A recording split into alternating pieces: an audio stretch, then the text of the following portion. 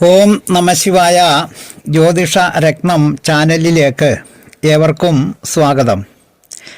കഴിഞ്ഞ വീഡിയോയിൽ അശ്വതി മുതൽ രേവതി വരെയുള്ള 27 നക്ഷത്രക്കാരുടെയും നക്ഷത്രനാഥന്മാരെയാണ് പരിചയപ്പെടുത്തിയത്.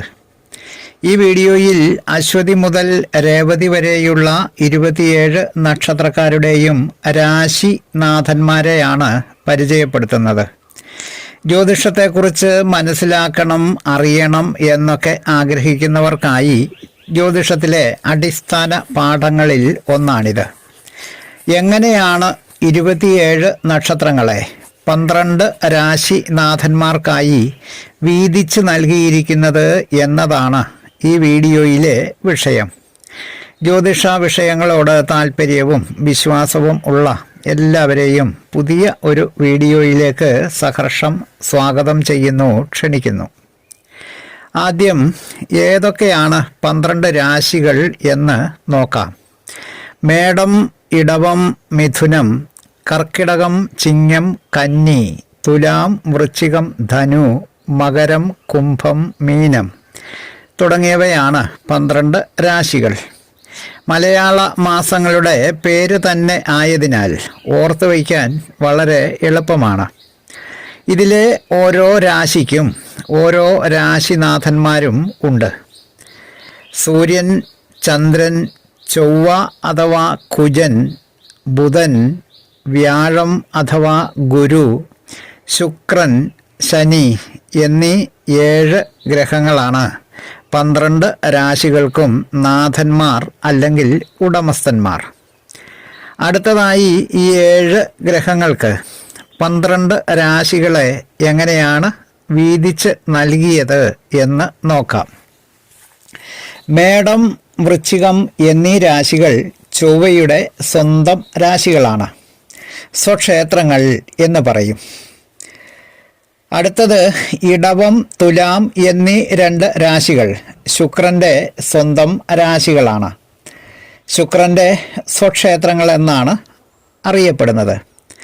അടുത്തത് മിഥുനം, കന്നി എന്നീ 2 രാശികൾ ബുധൻ്റെ സ്വന്തം രാശികളാണ്, അതായത് ബുധൻ്റെ സ്വക്ഷേത്രങ്ങൾ. അടുത്തത് ധനു, മീനം എന്നീ രാശികൾ വ്യാഴത്തിൻ്റെ അഥവാ ഗുരുവിൻ്റെ സ്വക്ഷേത്രങ്ങളാണ്, അല്ലെങ്കിൽ ഗുരുവിൻ്റെ സ്വന്തം രാശികളാണ്.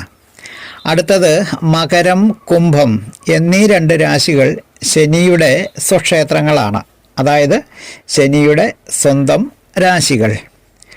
സപ്തഗ്രഹങ്ങളിൽ അവശേഷിക്കുന്നത് സൂര്യനും ചന്ദ്രനുമാണ്.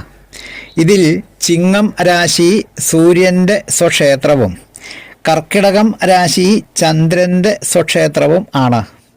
ഇങ്ങനെയാണ് സപ്തഗ്രഹങ്ങൾക്കായി, അതായത് 7 ഗ്രഹങ്ങൾക്കായി 12 രാശികളെ വീതിച്ച് നൽകിയത്.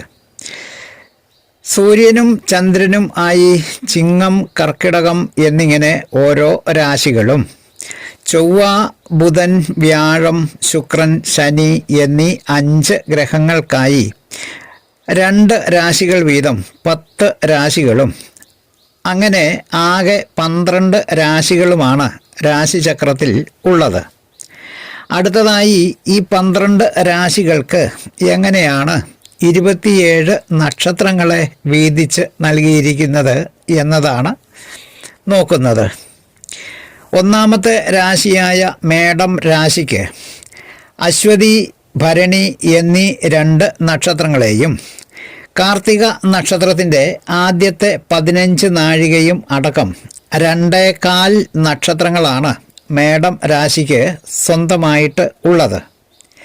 ഓർത്തു വയ്ക്കാൻ എളുപ്പത്തിന് അശ്വതി, ഭരണി, കാർത്തിക, കാലും, മേടക്കൂറ് എന്നതാണ് നമ്മൾ ചൊല്ലി പഠിക്കുന്നത്. തുടക്കക്കാർക്കായി ഒരു കാര്യം കൂടി പറയട്ടെ. ഒരു നക്ഷത്രത്തിന് 4 പാദങ്ങളുണ്ട്. കാലുകൾ എന്നും പറയും. 1-ാം പാദം, 2-ാം പാദം, 3-ാം പാദം, 4-ാം പാദം എന്നിങ്ങനെ. അല്ലെങ്കിൽ 1-ാം കാല്, 2-ാം കാല്, 3-ാം കാല്, 4-ാം കാല് എന്നിങ്ങനെ. അങ്ങനെ ഓരോ പാദത്തിനും 15 നാഴികയും 4 പാദവും കൂടി ആകെ 60 നാഴികയുമാണ് ഒരു നക്ഷത്രത്തിന് ഉള്ളത്.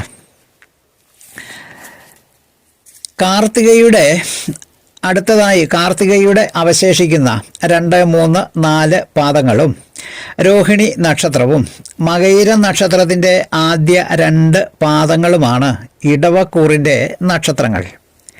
കാർത്തിക മുക്കാൽ, രോഹിണി മകയിരത്തരയും ഇടവക്കൂറ് എന്നാണ് ചൊല്ലി പഠിക്കുന്നത്. മകയിരത്തിൻ്റെ 3, 4 പാദങ്ങളും തിരുവാതിര നക്ഷത്രവും പുണർദം നക്ഷത്രത്തിൻ്റെ 1, 2, 3 പാദങ്ങളുമാണ് മിഥുനം രാശിയുടെ നക്ഷത്രങ്ങൾ. അടുത്തത് അത് ചൊല്ലിപ്പഠിക്കുന്നത് ഇങ്ങനെയാണ്: മകയിരത്തരയും തിരുവാതിര പുണർദം മുക്കാലും മിഥുനക്കൂറ് എന്നാണ് ചൊല്ലി പഠിക്കുന്നത്. അടുത്തത് പുണർദം നക്ഷത്രത്തിൻ്റെ ബാക്കിയായ 4 പാദവും പൂയം നക്ഷത്രവും ആയില്യം നക്ഷത്രവും കർക്കിടകം രാശിയുടെ സ്വന്തമായ നക്ഷത്രങ്ങളാണ്.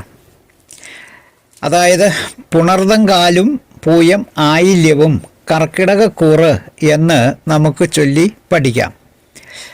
അടുത്തത് മകം നക്ഷത്രം, പൂരം നക്ഷത്രം, ഉത്രം നക്ഷത്രത്തിൻ്റെ ആദ്യത്തെ 1 പാദം, അതായത് 1 കാലും ചിങ്ങക്കൂറ് എന്നതാണ്. അതായത് മകം, പൂരം, ഉത്രം കാലും ചിങ്ങക്കൂറ് എന്നതാണ് ചൊല്ലി പഠിക്കുന്നത്. അടുത്തത് ഉത്രം നക്ഷത്രത്തിൻ്റെ ബാക്കിയായിട്ടുള്ള ഉത്രം മുക്കാൽ, അത്തം, ചിത്തിര അരയും കന്നിക്കൂറ് എന്നാണ് പഠിക്കുന്നത്.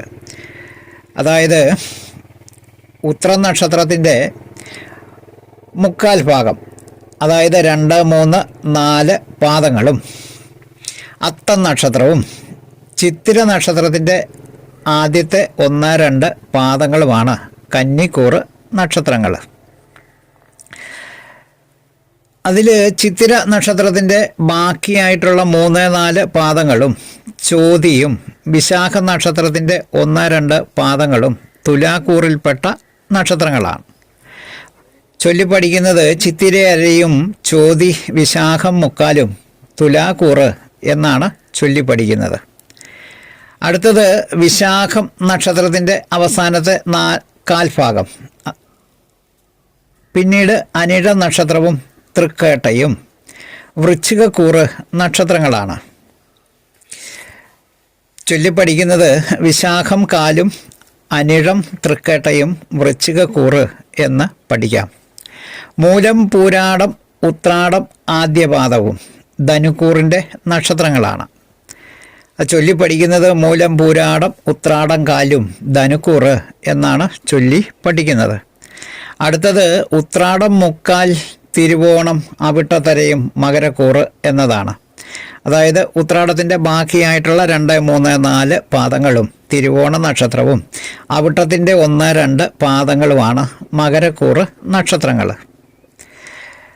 അടുത്തത് അവിട്ടത്തിൻ്റെ ബാക്കിയായിട്ടുള്ള 3, 4 പാദങ്ങളും ചതയം നക്ഷത്രവും പൂരുരുട്ടാതി നക്ഷത്രത്തിൻ്റെ ആദ്യത്തെ 1, 2, 3 പാദങ്ങളും കുംഭക്കൂറ് നക്ഷത്രങ്ങളാണ്.